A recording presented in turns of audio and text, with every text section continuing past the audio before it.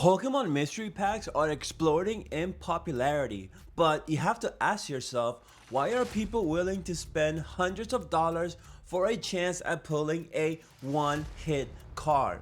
What started as a childhood hobby has become a lucrative business, with vendors and streamers making thousands while buyers gamble for a shot at gold. Is this a symptom of a bigger problem? Have live stream breaks turned into a new form of internet gambling? And what does it mean for the future of Pokemon collecting, especially for younger fans watching this unfold in real time? I've got a banger video for you guys today because we're going to be talking about internet gambling. You heard it right. We're going to the casino and we want to hit it big. Wait a minute. This is not a casino. This is not Vegas. This is a Pokemon channel. So why would I be talking about gambling and casinos? Maybe is it the rise of mystery bags that I see on live streams and people paying a few $100s just to hopefully pull something? 1 minute later. Why are people so willing to pay for a game of chance? And we're gonna answer this question later on in this video, but that just boggles my mind why someone would throw that much money at a mystery bag with no guarantee that you're gonna hit anything. So how did we get here? So to answer that very question, we're gonna be watching a video together featuring goated pools and the mastermind behind the Milky Bags, mystery bags. So we're gonna go ahead, we're gonna dive in, dissect everything, and I'll catch you guys on the other side, but let's go check out the video right now. Welcome to my headquarters. We're in California, Orange County. I'm Arvin. Go to Polls is my channel name. You can call me Go to Polls too. Basically started a TikTok stream, or a casino basically, and we sell mystery bags called Milky Bags. I don't know why it's called Milky Bags. I just come up with the weirdest shit. Milky Bags are a black plastic bag that costs $199 USD. Inside, you'll find just one authenticated and officially graded Pokemon card. But Goated Pools and his Milky Bags have a twist. They're sold in rounds on his TikTok live stream, then opened immediately for customers as they buy them for an audience to watch in on. $199. What? If you're paying $199 or have you bought one of these Milky Bags, let me know down in the comment section. Tell me what your experience was because this is just incredible. But let's continue. All right, last two bags. One person's about to hit a chase. One person's about to hit a floor. 3, 2, good luck to both contestants. 1. Goated Balls! Beautiful PSA 10, Mewtwo and Mew. Oof. Magmar. You just got Magmar'd, my guy. Okay, so that one person in that clip we just watched got completely wrecked. And that is the gambling dopamine part of the whole experience, that you're doing it live and you want to see if you get that hit. And I understand why this is so successful. That was your example right there, why people keep doing it. So let's keep watching to see how this thing continues to unravel. Each round contains 50 Milky Bags, and of those 50, only 16 will have a card inside worth more than the $199 USD asking price. These bags are known as chasers. The other 34 Milky Bags have a card inside worth less than what you paid. These are floors, and with $199 on the line, you want to avoid pulling a floor. So it's about a 1 in 3 chance of getting your money's worth, but there's a little more on offer. And then every bag comes with like 10 packs, but usually like the 10 packs they get are like the packs that aren't as expensive, like Wild Force or Cyber Judge. So you'll also get some booster packs of a recent set worth about 15 bucks in total. Sometimes English, sometimes Japanese. They'll open those for you too, and then mail the cards as part of the experience. If they do buy 2 bags, instead of their 20 bag packs, which are lower value packs, they can trade their 20 bag packs for whether it's like EV Heroes packs. Okay, so if you get one Milky Bag, you get some booster packs, but they're not as desirable, meaning that they're not as popular, they're much lower in value, plus the possibility of pulling your slab, right? But if you get 2 Milky Bags, which now we're talking about close to $400. Got him! Got him! You can actually upgrade to get better booster packs like EV Heroes or Evolving Sky, something a little bit more high-end to see if you get a better card. But you have to step up and spend more money. So if this is not like gambling I don't know what is, but it's like a game of chance, and people are enjoying it apparently, because otherwise there wouldn't be a market for it, which is like the crazy part. But anyways, let's go ahead and let's continue watching and see how this continues to develop. Or like evolving skies, burning shadows, constantly rotating inventory. Upselling is the name of the game. Some Pokemon packs are better than others, so giving customers the option to trade up for them makes buying 2 bags at once a better deal and helps Milky bags sell out almost daily. How many rounds a day do you sell out then? Anywhere from 1, 2, or 3. The most we've ever done is 10.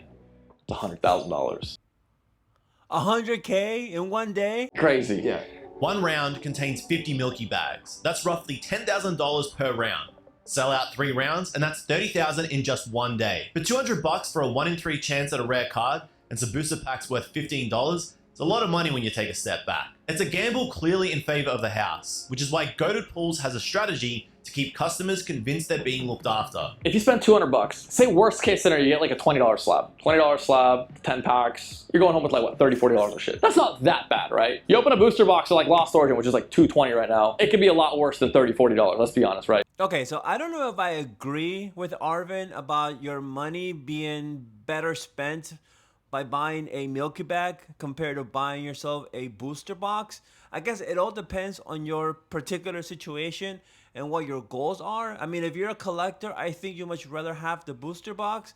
But if you're just chasing profits, dollars, and value, and you want to take that gamble, then perhaps the Milky bag might be the better product for you.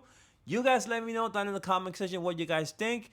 A little bit controversial in my opinion, but at the end of the day, they're in the business of making money, and that's the product they're putting out there for people, and they're buying. Philosophy is that typical Pokemon products like booster boxes or packs inherently offer a lower return for customers compared to his Milky bags. And it works. Live streamers opening Pokemon cards for customers, known as Rip and Ships, have been thriving on services like Twitch, TikTok, and whatnot since 2020. So every time you buy, you're coming out wrecked from the start. And that's a bit of an issue for me, because people are gambling right now at mystery bags, which is a complete game of chance. Then we're entering a whole new era when it comes to Pokemon right now. And that's kind of scary, because if people are willing to throw money at cards like that without even thinking twice about it, either we already at the top of this Pokemon bull market, or we are developing a serious gambling addiction with Pokemon chasing these dopamine hits. This brings us back to the question I posed at the start of the video.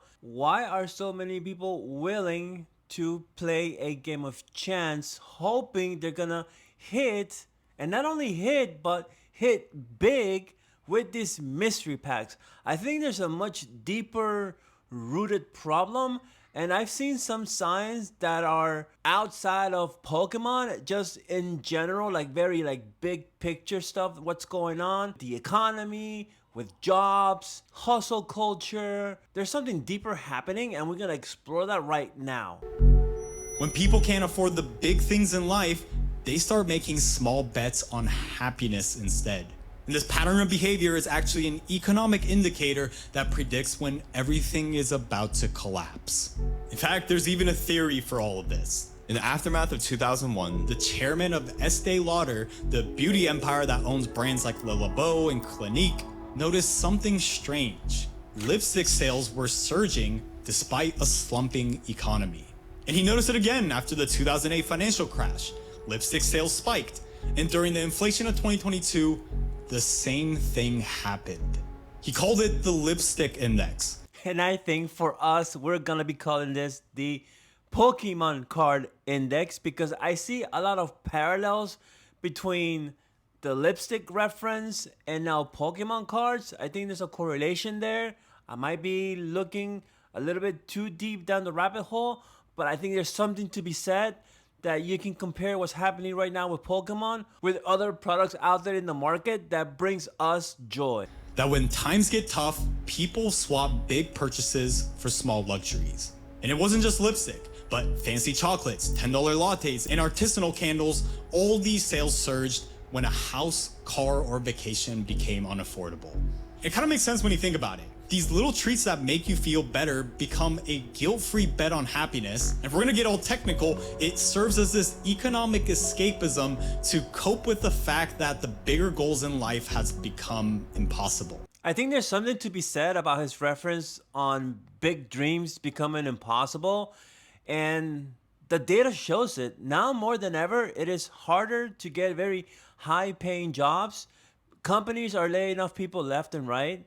There's so much uncertainty in the job market that people are literally gambling on buying, reselling Pokemon on eBay, in card shows. They're getting into the hobby to become vendors, all because it is so much lucrative to trade Pokemon than to go get yourself a 9 to 5 job where you're gonna be miserable, you're not gonna be enjoying life as much, you're gonna be stuck to a schedule. Pokemon, you can make more money probably on Pokemon than on a regular salary. That's how crazy ass backwards things are right now. So that explains the recent FOMO hype, prices going up, because people are just chasing where the money is going, and that happens to be right now in the Pokemon hobby. And that's exactly what we're seeing now, but on steroids, with blind boxes, social casinos, and gamified shopping. But it's not just women. Men too are doing this, but just a little differently.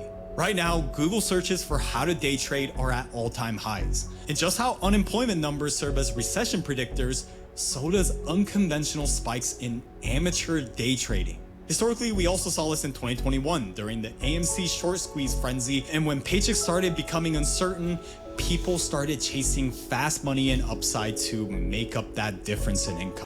People chasing fast money to make up for income. Okay, if that is not your scalper reseller out there right now with Pokemon, I don't know who else to describe, but that right there pointed out to what we're seeing right now in this crazy market. And when regular people lose hope in steady jobs and find overconfident hope in easy trading apps, recession typically followed within the next 6 to 12 months. And with online gambling becoming more legal and available, this desperation is showing up in the fact that 1 in 2 American men today have a gambling account. So when traditional paths to prosperity like homeownership, stable careers, building wealth feels more like the lottery than a certainty, both men and women don't just stop seeking rewards. They just downsize their bets in different ways when the big wins in life seem impossible. And these companies are smart because they're hooking you in an endless dopamine loop where your economic anxiety continues to get monetized. But the more dangerous aspect about this is that it's not just changing how we spend money, it's starting to change reality itself. Because when everything becomes a bet, the line between prediction and manipulation starts disappearing. So it appears the answer is yes. We are gambling our way into an apparent recession just based on behaviors that I'm observing right now in the market in general. But if you really want to know if we're in a bubble, then you're gonna watch this video linked over here, and I'll see you inside.